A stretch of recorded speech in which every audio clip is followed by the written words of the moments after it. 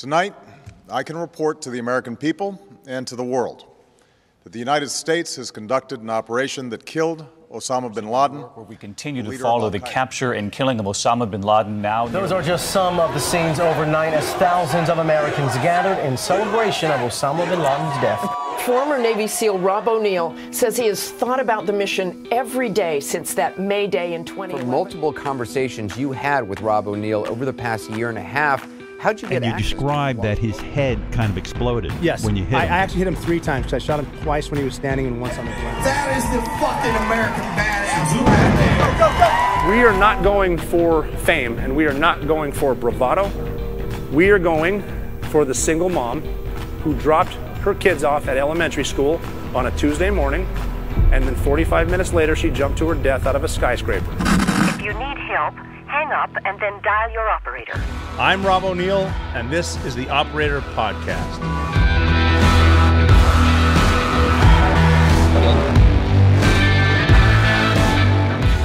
Well, hey there. Welcome to episode 111 of the Operator Podcast, 111. Thanks for hanging with me. I'm your host, Robert J. O'Neill, former U.S. Navy SEAL. There's quite a bit to talk about today. And a lot of it's going to have to do with the hurricane that's about to hit or is hitting Florida as we speak. And we will be talking about that for quite a while. We're not quite sure what is going to unfold, but it is a big storm, and I don't want to get into conspiracy theories about how it started and why it's going from the left to the right as you look at the map, west to east to the layperson, because they normally start in Africa, but now they're starting in Mexico, just south of Texas, working their way over, which I'm hearing that they have before, just crushing red states. October surprise, man. Who knows? Again, not going to cover conspiracy theories. This is the Operator Podcast. I do want to hear what you think, though. Make sure you let me know in the comment section on Instagram at the Operator Podcast. Or, as you well know, you can go to at Mchooyah, MCHOOYAH. That is my personal handle on Instagram, and we will do what we can. I will do what I can. I answer the majority of them on at Mchooyah. I don't really answer the ones on the Operator, but word is given to me if you're creative enough, and I will give you proper credit if you're creative. Also, and you know what, too? With the same thing with the books. We were going to Florida. I flew down to San Antonio. No, I didn't. I flew down to Houston, Texas. Sorry, Texas is a big place. Everything's bigger in Texas. We flew down to Houston, Texas, to hang out with some friends. I met up with and stayed with my friend Marcus Luttrell, the lone survivor, and we probably have something big coming up soon, but more to follow. Wonderful house, wonderful guy, great family, great values. I actually, for the first time face-to-face, got to meet Marcus's brother, Morgan Luttrell, congressman. Great dude. It's so cool to watch. They're twin brothers, and I love the way they tell that story. You can definitely tell a difference between them. Both serious dudes, both great dudes. It's just fun to get. I went to breakfast at a Texas diner. No shortage of, some places I go when I'm in New York and I order breakfast and I usually get hash browns and or home fries. It's up to you. I ask for a side of gravy, and so I like gravy on the browns, man. I was raised in Butte, Montana, at the M&M Bar and Grill. M&M Bar is a cafe. The M&M is a place where they never locked the doors for over 100 years. It was open 24 hours a day.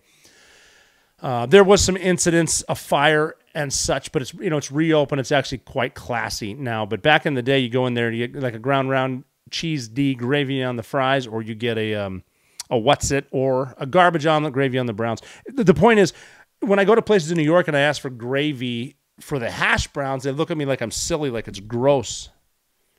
Those are potatoes, man. Potatoes and gravy. That's as American as apple strudel, man. But I went down to this place in Texas, and I asked for gravy with a side. I got the fireman's breakfast or the Texans breakfast. They're not BSing, man. Everything's bigger in Texas. So this huge breakfast on 2 plates, and I said, can I get gravy? And she asked me which flavor, which type. Like basically a gravy menu, which I think is incredible. Texas is a great place too. But the plan was we were going to go down there, stay with Marcus. We did have a great meeting about Ibogaine. Obviously, we're advocating for ibogaine and then psychedelics. Ibogaine, of course, is not a psychedelic. It's a plant-based medicine out of Gabon in Africa. But it's all part of the healing process. So there happened to, as luck would have it, there was a meeting the day I got there with some donors, and we're just advocating to try to get ibogaine legalized in the United States. If you haven't listened to the last episode, which is 110, I highly recommend you do that. It is on YouTube, and I'm putting it on my Rumble page. But Texas is the first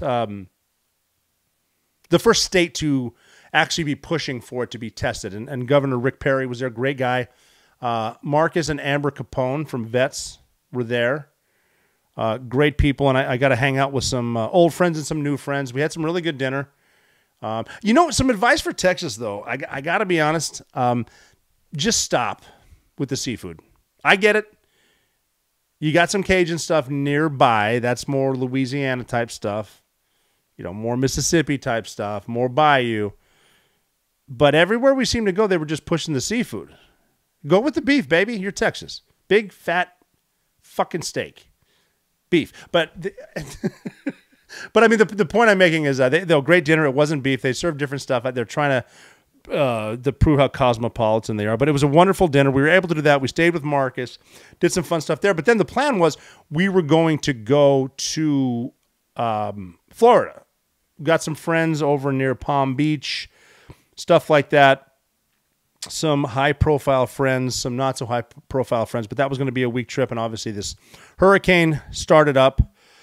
So we headed back home, which is where we are. And I do need to throw this in there.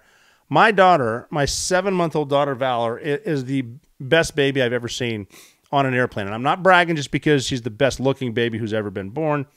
But I had flight attendants say that no one's ever behaved that well. No, not no one's ever behaved that well. No baby's ever behaved that well. Very proud of her. We did, because the issue with babies on a flight is going to be when they pressurize the cabin, because a lot of babies, obviously, they can't Valsalva.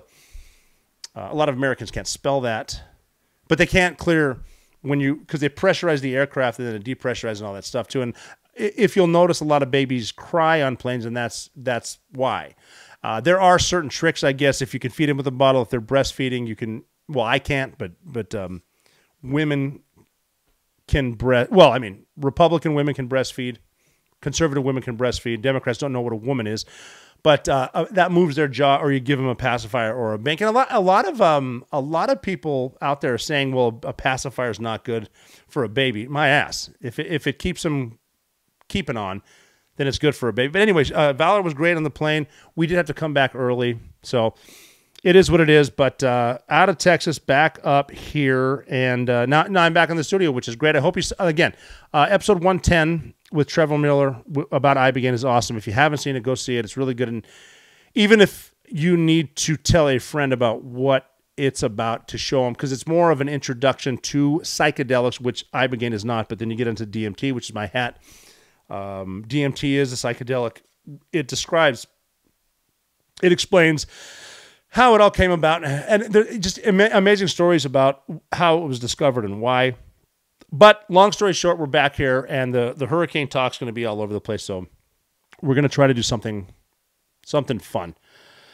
Before we went to Texas, though, Tommy O, you may have heard him. He's been on the podcast a few times. He's been in my family for my entire life. I've known the guy. We went to see Creed again.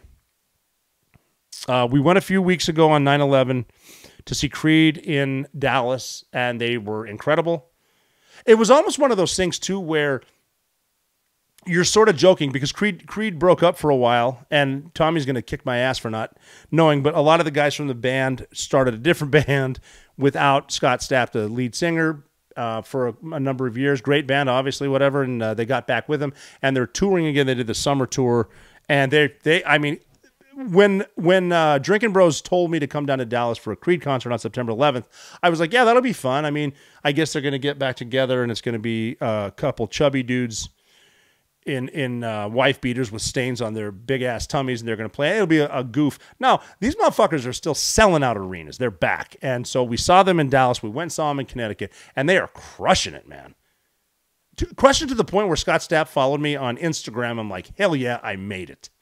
But Tommy and I went up there, and it was badass. They killed it. And for some weird reason, I was looking at the calendar. I don't know why. I was looking at their tour schedule. That was their summer tour. Guess who's touring again real soon? Creed. They're playing a lot of venues, man. I'm seeing them. I'm seeing Detroit. I'm really eyeballing Madison Square Garden. I might be going back. Tell me in the comments at Mick Hooyah, M as in Mike, CHOOYAH. Tell me if you're going to go see Creed. I want to go see Creed again. Maybe we can get a big discount on tickets. And a lot of people always ask too. I've been to a number of concerts. People have asked before, is it awesome being backstage watching the show? Being backstage is awesome. It's kick-ass to be on the side. But watching a show from the side or backstage is not awesome because the speakers are headed out towards the people who actually paid for their tickets. And it sounds better. So backstage is cool, but get out front. But I went backstage on this one because my boy Tim Montana was opening, and they crushed it. And Forgot to Die, I believe that's the name of it. But it's Tim Montana, Forgot to Die. The chorus is Forgot to Die Today. It seems to me like it's veteran suicide, something like that. But Tim Montana's an excellent songwriter, an incredible performer. I was able to go back there, see Tim crush it. And we did a video called Hillbilly Rich. And I was just looking up, I Google Tim Montana when I'm lonely. But our video, Hillbilly Rich, got like 3.4 million views. We did it a couple of years ago, but that's just still cool. Great song. Kick-ass video. And the story behind it's awesome. So here's your homework. Go watch Hillbilly Rich on YouTube. It's Tim Montana. There's a story behind it. Go watch Hillbilly Rich, and you tell me what that story of the video is about. And that's just very, very cool stuff. So I'm just kind of catching you up on a little bit since the last podcast. A lot of stuff in between, a lot of editing in between, but it was a complete blast. And that's what we've been up to. But now we're back in studio. And, oh, dear, I don't have a guest. It's just me. It's just me and you. And we are going to discuss whatever you want to discuss. Obviously, it's a political season. October surprises, like I mentioned. I don't really want to get into politics. It's not fun. Thoughts and prayers and everything we can do for the victims, the families, the survivors, the people that got away from the first hurricane, and now this one that's rolling into Florida. And by the way, too, have you ever noticed you can pretty much tell how people feel about this country, about you in general, where if they say, yes, our thoughts and prayers are with the families, or they just say, yeah, our thoughts are with the families. If I hear you say, yeah, my thoughts are with, you can go fuck yourself. I don't care what you believe. Just say thoughts. It's not hard. It's not hard. So you're going to see a lot of that. Yeah, our thoughts are with the people in Tampa. Just say prayers, man. There's nothing. What's wrong with saying a prayer? Anyway, so, but, I talked about this last week, and I need to bring it up again because I'm seriously excited. I mentioned that I got in touch with MyPillow. I think it was a week ago. Just because they had a huge order at a major store. I'm not going to say which one that canceled it because Mike Lindell, the CEO, said some stuff that a lot of the big tech, let's just call them deep state, didn't like, and so they've canceled it. But there's a huge order. There's a ton of My Pillows left, and I said it. I literally just got off the phone with my mom. She's a teacher. She was my teacher. Different story, different day. If I can get her on the podcast, I will. But I called her and told her that you need to get on here and take advantage of this because what MyPillow is doing is getting a huge sale. And my mother bought me a pair of MyPillow slippers for my birthday, and I absolutely love them. And I seriously love all their products. But the point I'm getting, I told her to go order a bunch of stuff and use code The Operator just because it's awesome. And I think it's awesome that I got my own discount code for MyPillow. I also got an 800 number. 800-924-7208. So go call 800-924-7208 and go get a huge discount on my pillow. I love these pillows. I love the body pillows, the towels. Again, I love all of it. The sheets, incredible. But the sale's so big that the deep state, the mainstream media, whatever you want to call them, they were calling the sales because they end in 88 cents. I mentioned this, I think, was it last week or the week before? Probably last week I mentioned it, that they said it was a calling card for Nazis. And that's their go-to. If someone calls you a Nazi, Come on, man. You're better than even stupid ass communist leftists. You're better than that. Come up with something else. Stop yelling over me and stop calling me a Nazi. But they're saying that 88 was a Nazi symbol. It's actually angelic. I'm not going to get into it again. But the sale's so big at mypillow.com, code the operator, that you can only, it stops at 10. You can only get 10 of their, the pillow's $14.88. The queen size MyPillow is $18.88 for $1 more. And let me do the quick math. $19.88. You get the king size body pillows. The body pillow, I'm telling you, get the body pillow. $29.88. And if you, now the savings are big, but if you spend over $75, free shipping, you're limited to 10. That's how good the sale is. That's how good the product is. I'm just telling you right now, go to mypillow.com, code the operator, mypillow.com, code the operator, or the number is 800-924-7208. Go over there, get MyPillow, all that stuff. I'm giving you pearls. You're limited to 10. Do it now. Once it's over, I mean, who knows, but that's it. But MyPillow is awesome. They're also going down to Florida. They've done it for the last hurricane, and they're going to do it for this one. They're looking to help out because that's what great Americans do. But go check that out. Yeah, so what shall we talk about today? We can get into a lot of good stuff. Do you want to get into politics or other things? We'll see what we can do. So on the Operator Podcast, we talk about a lot of stuff. Obviously, we talk about current events. I try to keep it real. One of my things is never lose your sense of humor. Never lose that. Sometimes the darkest moments bring out the best humor, and that's important for survival. It's important for morale. And if you get morale, if you keep it up, your team is going to be happy. Your family is going to be happy. Everything will get better. Nobody likes a downer. Being a downer is contagious, but so is humor. So preparation, we talk about here quite a bit. I've mentioned before, the only time the perfect plan exists is when you're planning. When something happens, everything changes, so you got to be prepared. I've talked about My Patriot Supply before. They are a sponsor of the show, and I talk about them every week for that and many other reasons, because the most important thing is your family, and you need to keep them fed, and we never know what's going to happen. Look at the October surprises. Look at the election season. Look at the COVID lockdown. The stuff you worry about usually doesn't happen. It's something you get hit with on a random Tuesday or Thursday, which we've seen before, a lockdown. That'll never happen, just in the movies, right? No, wrong. So let me ask you a question. Do you think this country's going in the right direction, or does it feel like everything's falling apart or about to fall apart? If you're feeling alarmed, you're not alone.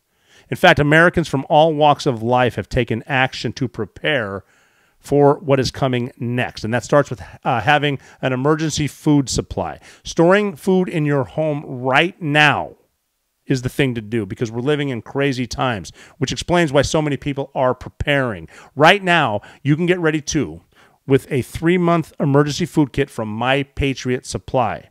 I say this every week. I mentioned that I send them to my family all over the country. They're storing them in their house. They're so easy to store. These 3-month emergency food kits come with 2,000 calories per day and delicious. I'm seriously, like, delicious meals. Creamy stroganoff, honey wheat bread. Yeah, I said that. And mushroom rice pilaf. Over 2,000 calories a day, and it lasts for up to 25 years. That you can store it for 25 years, and who knows what our country will look like in 25 years. But when that day comes, you're going to be ready. Your family's going to be ready. So seriously, go to preparewithrob.com. Preparewithrob.com. Go there now and order your 3-month emergency food kit from My Patriot Supply. Go get it right now. That peace of mind, you'll be surprised how it makes you feel. Go to preparewithrob.com. Hook your family up. Have the food ready and be prepared. I don't know how many times I've said I don't want to talk politics. It's going to come back to it. I have been saying for a while that 2024 is going to be I thought it would be like, it is entertaining. I thought it'd be a lot of fun, entertaining, but it's almost more scary than anything, because what you're we're seeing behind the curtain now, because there's been some wild cards that have popped up that the deep state doesn't like. And is that because of, social media originally obviously was started, I think, just for fun, and then it morphed into what it is now, and then the big tech people roll in. And once you start getting people who are making that much money off of stuff, they're going to get in bed with the politicians. And it could be anything. It could be obviously big pharma. We've seen what happens there. Big tech. We've seen what happens there. It could be climate change. We see what happens there. And a lot of people are getting rich based off of this stuff. And then a lot of these non-government organizations and nonprofits are making money based off of the fear that they make you feel. And they're not going to make it go away. It's not going to stop, because why would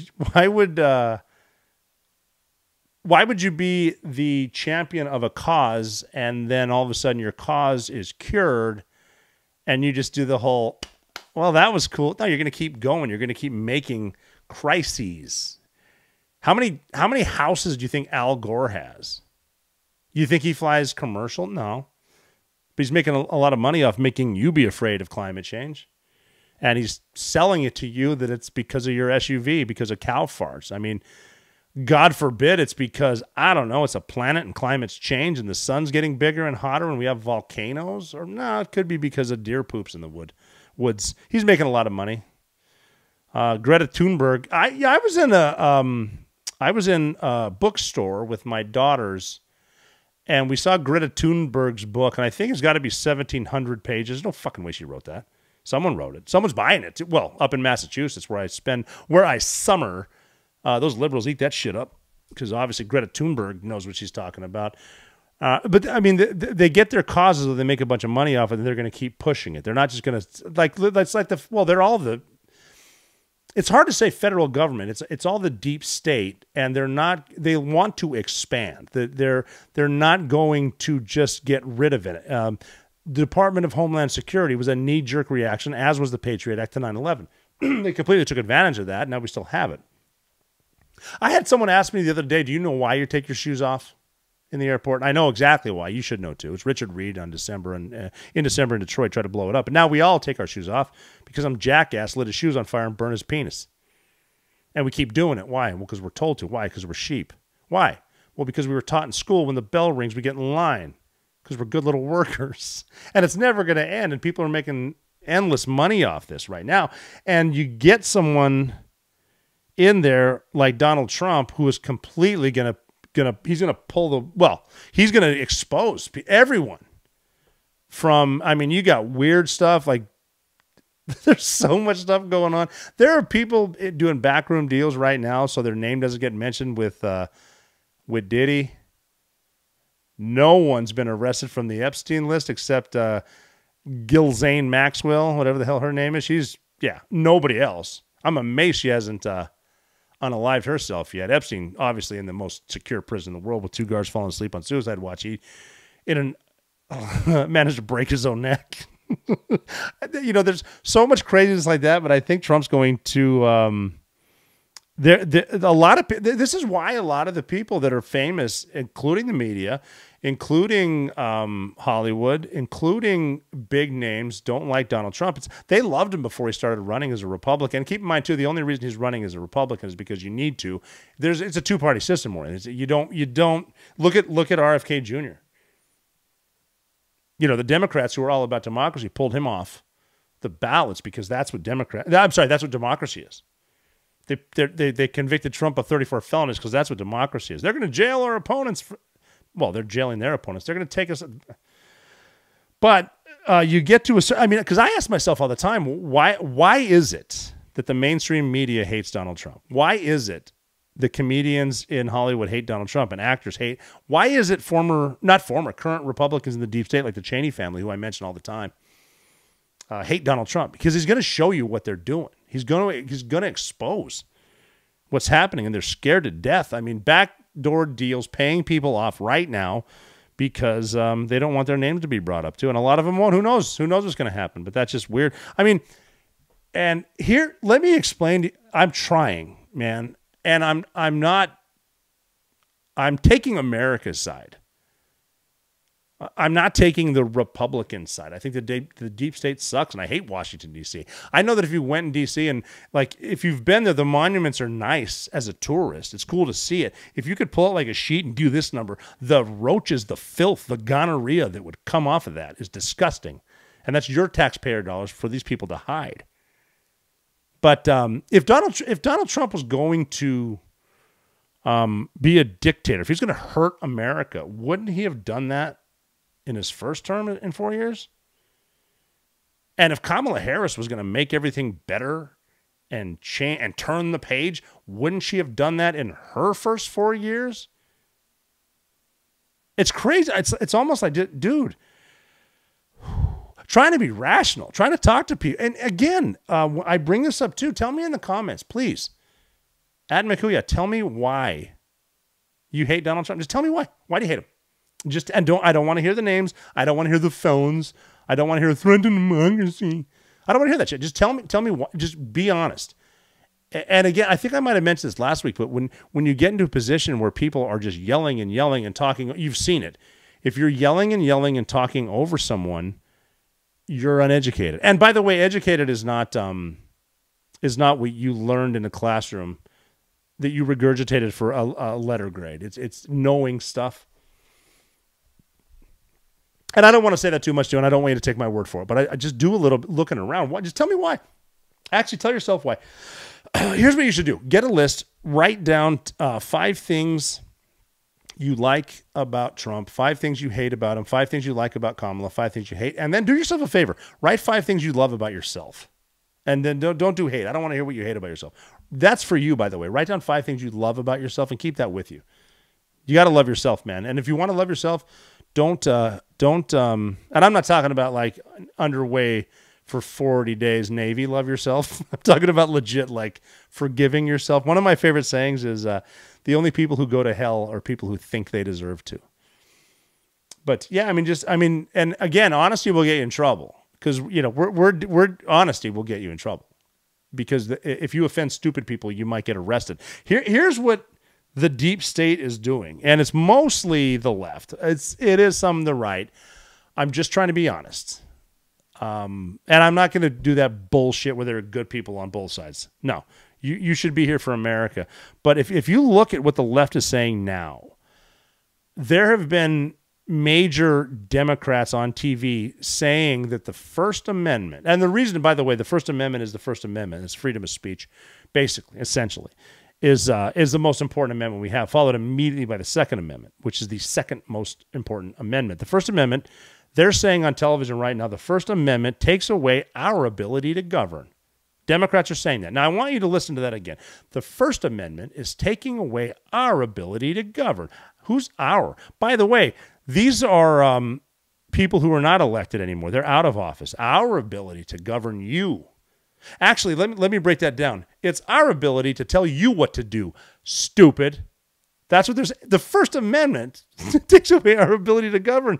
And then you get people on CNN that are saying, they're saying that Hitler revered Hitler and the Nazis, and when he gets elected, he's going to try to exterminate an entire group of people. Now, he's not going to do that.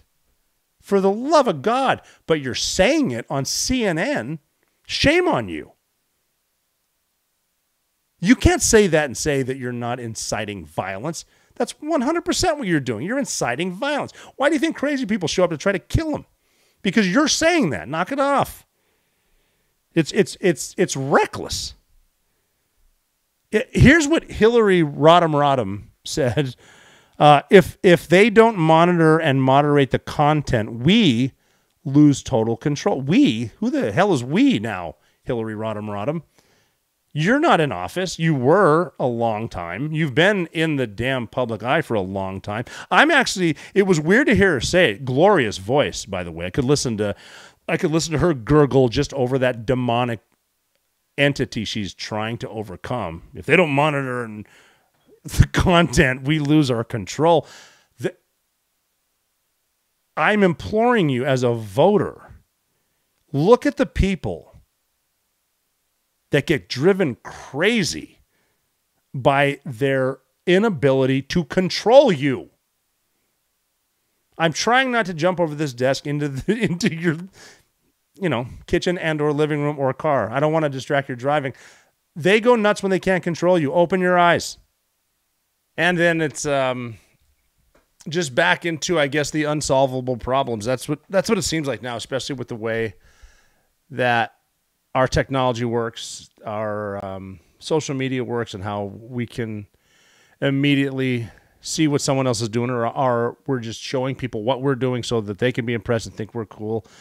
But we seem to find with a lot of these officials that they want the problems to maintain or stay where they are, because that's how you maintain power. If you keep bringing up unsolvable problems with unrealistic solutions, you're going to stay in power, and I think that's what's happening. And we're seeing a lot of it again. I think a lot of people are getting worn down with the constant back and forth and all the politic. And I mean, even me, I try to say I don't want to talk politics. We get right back into it because it's always in our faces, and it's ratings, and it's I guess entertainment. I was talking with Trevor Miller last week. By the way, definitely watch episode 110 about psychedelics. But just you're going to be a lot happier if you don't turn on the news in the morning and don't check Twitter. But we can't help ourselves, myself included. I'm not trying to stand on a high horse here and tell you how much cooler I am than you, but that's that, and it's going to be there. But it's just in our face everywhere with Kamala Harris out there now.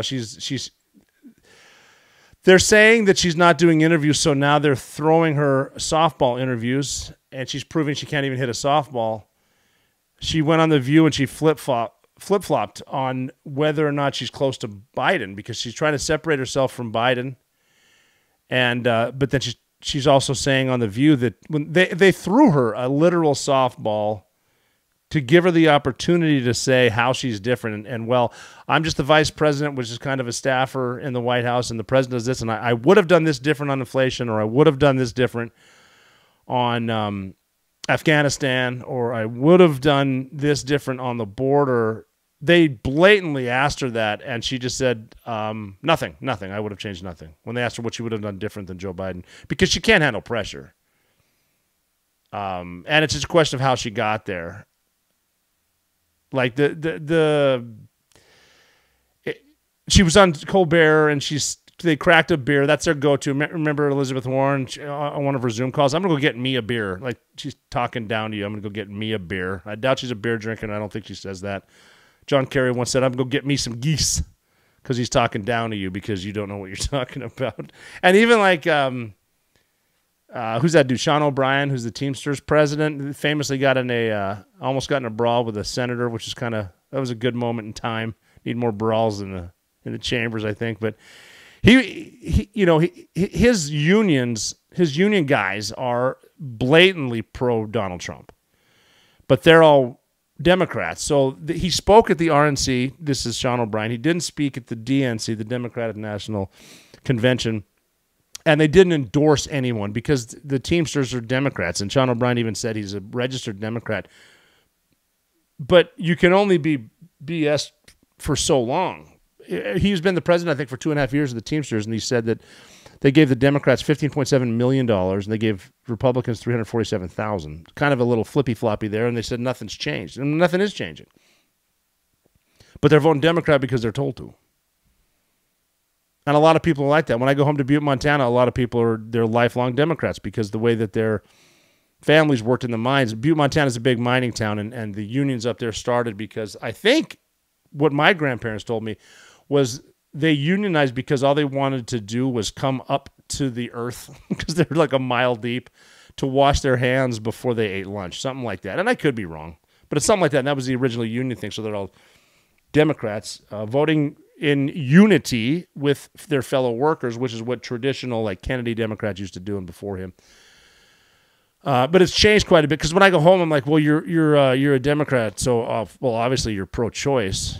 Well, no, I'm pro-life. Oh, well, obviously you're an atheist. No, I'm Catholic. Oh, well, you're not a Democrat, but and you could go on and on and on, and they disagree with it, but they vote blue because you can't think that's that far outside the box.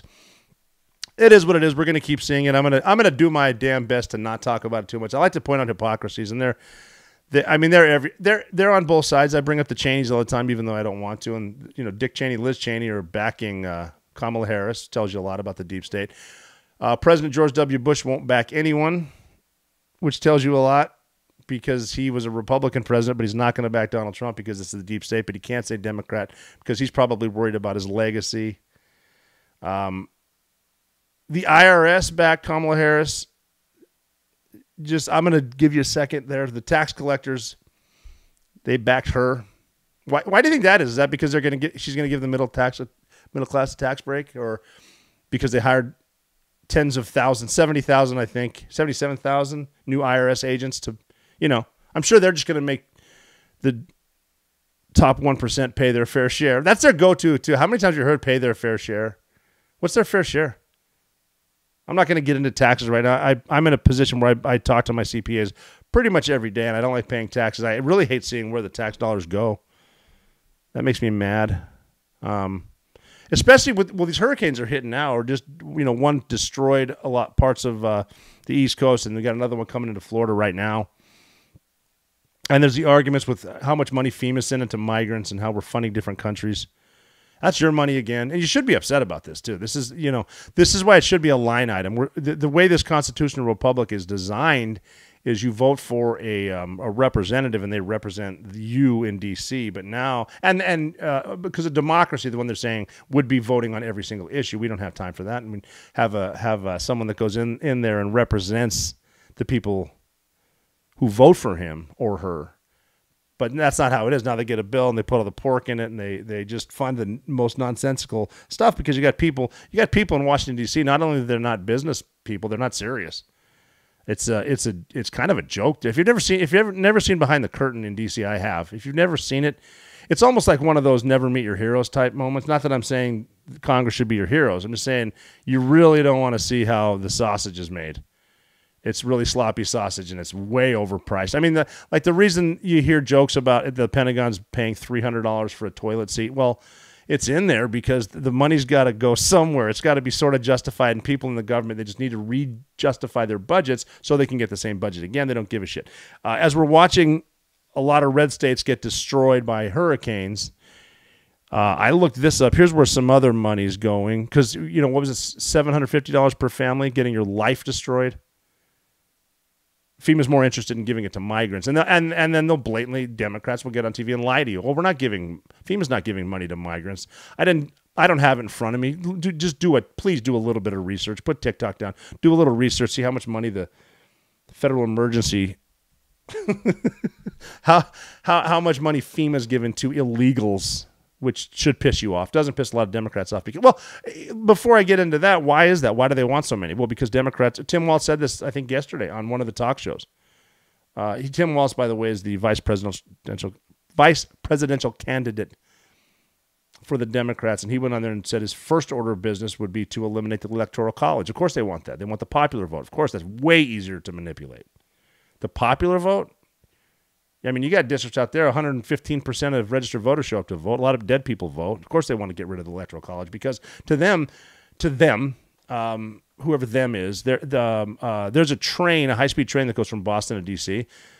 I wouldn't even count it Boston to D.C. I'd count it New York to D.C. That's a train that rolls up and down. And as far as these elites know, that's all that happens. They only talk to each other. Got to be quick in between New York and D.C. The media, that's all they know, New York, D.C., and then Hollywood. And that spills up because of California into San Francisco. And then, Portland wants to be like Seattle. But that's all they know, and everything else is a flyover state. So they win those portions, and then the rest of the country's red. Except in places like Atlanta, because they got a pretty good system working there. You know what I mean?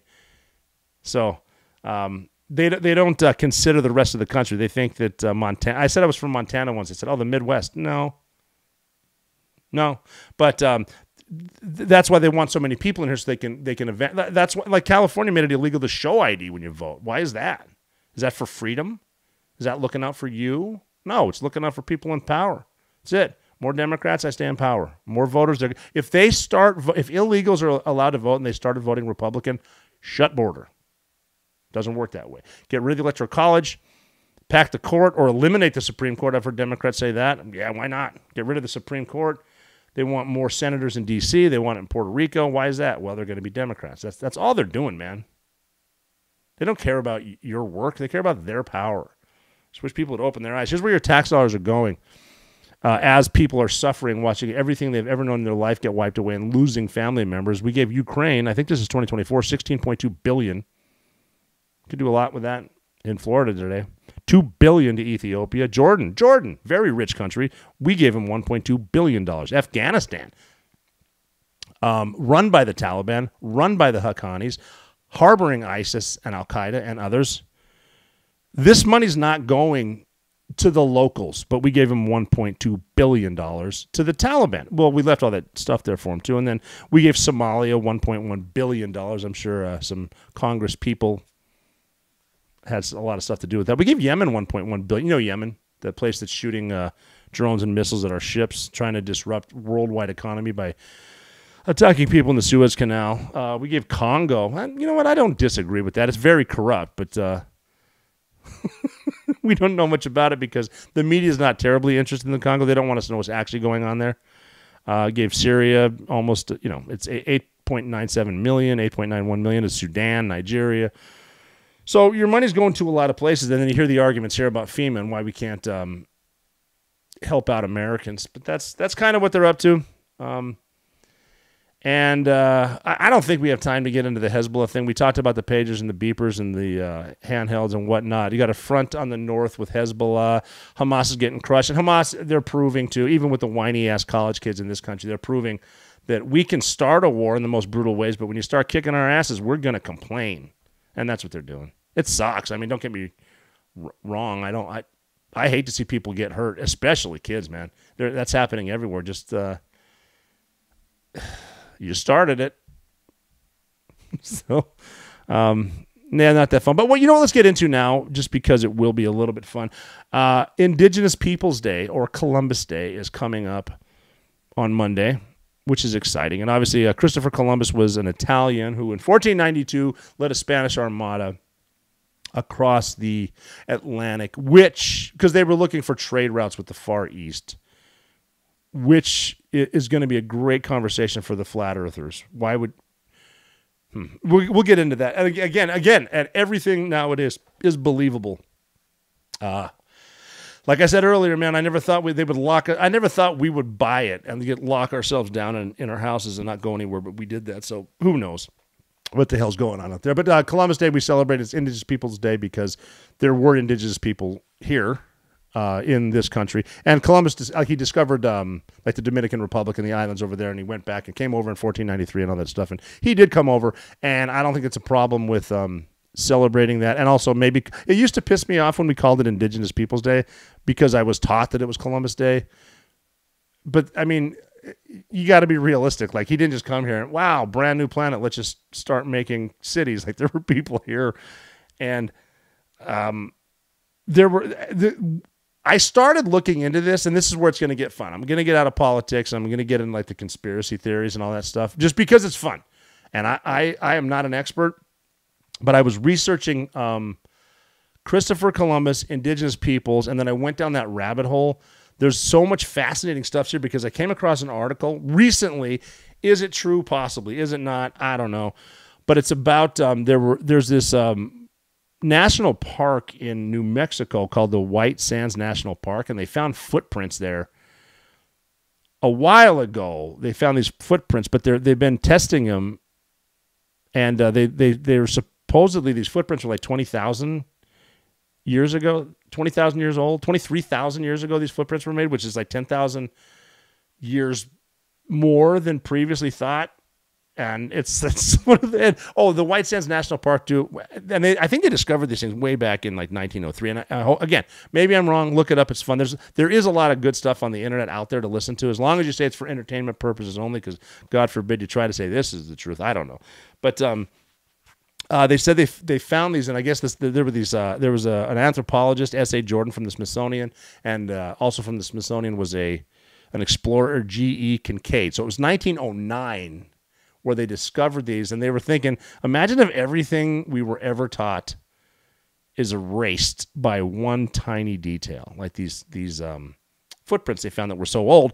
Then they got into the Grand Canyon. I think this summer at some point there was a drone that was flying through the Grand Canyon, and it found stuff in the Grand Canyon, and allegedly the Grand Canyon was shut down for a while. And the Grand Canyon's obviously over there by Vegas, north of Flagstaff, Arizona. Beautiful place. Grand Canyon, man, doesn't sound like much. If you haven't seen it, I'd put that on the bucket list. It's one of the 7 natural wonders of the world. The Colorado River, as my dad would say it, carved that bad boy long, long time ago.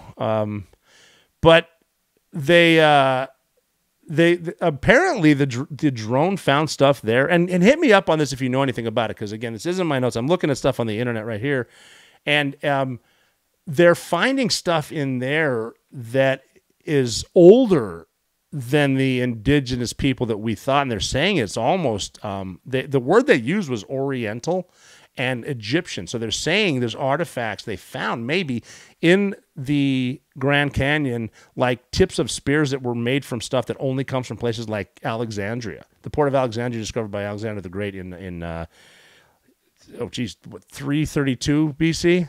I'm throwing numbers out here. Fact check. Misinformation. No, it's true. Alexander the Great discovered the port of Alexandria in 332. And actually, there was... so they found Egyptian artifacts in the Grand Canyon, and allegedly they found tunnels and caverns and underground cities that could host 50,000 people. And they're saying that they use these instruments near the Grand Canyon to hunt for camels, mammoths, and bison. Mammoths, man, that's old, and bison and camels. Yeah, but they're finding it over there, so that begs the question. Again, this could all be bullshit, right? Or did Egyptians get over here? I mean, Africa was really advanced a long, long time ago. I mean, look at the pyramids. Oh, maybe Egyptians came here a long, long time ago and like stopped at the Grand Canyon for a photo op. Maybe they went on to Las Vegas, saw the Luxor, and that inspired them to build the pyramids. But you go down this rabbit hole, and it's all these theories on, was there a more advanced civilization before we got here? There's rumors of like mummified giants and whatnot. Look this up. I'm going to research it now because I feel like I'm babbling right now. But wouldn't that be cool to think that like some Egyptians came over here and they did all that stuff, and then maybe because at some point, well, because the libraries, plural, 2 of them in Alexandria were destroyed, when we're talking about the libraries in the burning the libraries of Alexandria, there's a burning of the libraries. There were like handwritten stuff from Homer and Plato and Socrates in the library that was burnt down. Or Socrates, or I think my father would say Socrates. But that all got burnt down, and that happens with different conquests. Everything from all the wars that happened there to the Crusades and whatnot. And it always seems to come up that when certain ideologies or religions come about, then we start burning history. And it almost gets to the point, like if they're finding pharaohs and hieroglyphics in the Grand Canyon, it's like, is history just agreed upon bullshit? Like, because I mentioned earlier when you go to school and people, like I get called uneducated all the time in the comments. Is that just because I didn't sit in the school and listen to some dude tell me something he learned in that same classroom, or is it, it was even as far as like are we the most advanced civilization, or are we just like re-emerging after the huge meteors hit? Like when North America was covered in ice, and because I allegedly we pass these meteor storms or whatever they are, groups of meteors. We pass them like twice a year, allegedly, or something like that. Look that up too. I'm totally out of my area of operation, but we're all rotating around that sun, and there's meteors out there, but allegedly some come in that are bigger than others, and a couple crushed this country, the dinosaurs, maybe, whatever. What's history? And destroy the ice. And did it kill all those civilizations that were here before, and we're just rebounding? Because look at some of the technology that's over there. How did they build the pyramids? And one of the go-to conspiracy theories is what had to be aliens. Well, did it? I mean, there's pyramids all over the world. Were they just advanced civilizations got crushed by meteors, and then we got to rebuild from complete savagery? Is that why we're all rude to each other? Because we, got hit by a couple rocks and then turned back into cavemen, and now, how did the Great Lakes get there? Were those just holes that got filled from the water that got crushed by the meteors and melted? Who knows? Was that because we were driving SUVs back then and we ruined the atmosphere, and that's what killed that civilization? And now are they finding old SUVs in the Grand Canyon that we shouldn't have been driving, that the Stone Age Democrats were yelling about, and they were rioting, the planet got destroyed? Who knows? Anyway, start looking at, get on some YouTube videos. It's out there. There's a lot of dudes out there. I wish I had their names here. They get on a lot of podcasts, and they talk about what potentially happened with the world. And it almost begs a question, like, are we just reemerging as the society that was once a lot smarter than us? Have the Egyptians been to the moon? Who knows? Well, obviously, but it's kind of just fun to talk about. Like I said, for entertainment purposes only here on the Operator Podcast, and it is fun. And it's amazing trying to look up Christopher Columbus, and then winding down, talking about saber-toothed tigers and Egyptian spacemen. But it's worth looking into. But it is Indigenous Peoples Day, and it is Columbus Day coming up Monday, which, again, regardless of your political affiliations, isn't it just cool to have a day off? Yeah, it could be. Maybe we can all agree. We could say, hey, man, like on Twitter, hey, man, Monday's a day off. And within 4 comments, someone would say, fuck days off and fuck you. Because that's the internet. That's the world we live in. Yeah, but it's just fun. It's like the emergence of technology. AI is scary as hell. Did you see those Japanese robots that just came out? Oh, Terminator, man. Where's James Cameron when you need him? I think he's in charge of AI now too. Maybe he was it's like The Simpsons. He was just telling us what's going to happen. They're coming. Who knows? But it's a 3-day weekend, so that's good. But keep a lookout for those hurricanes and see if you can help, man. And I've seen videos there of people saying they can't leave Florida. If you know anyone down there that can't leave Florida, just get in touch with them and see if you can get people out of there. Because when major disasters like this do hit, it's not the government funding that maybe eventually will get there based on your politics. It's going to be the Americans. I've always said that America is not the people screaming at each other over statues. That's not real America. A lot of them are paid antagonizers. The real America is the convoy that starts in Southern California, and it gathers people from other parts of California, and then it drives through Nevada or Arizona and New Mexico and Texas, picking up more people through Louisiana, and then they're the ones, these Americans are the ones that end up in the disaster strike, where the disaster strikes, and they're the ones that end up helping other Americans. And that's real America right there too, and that's what I'd like to see, as opposed to the bickering and fighting. But look out for those hurricanes, and stay safe, and get your emergency food. And if you can take care of your nuclear family, you're never out of the fight.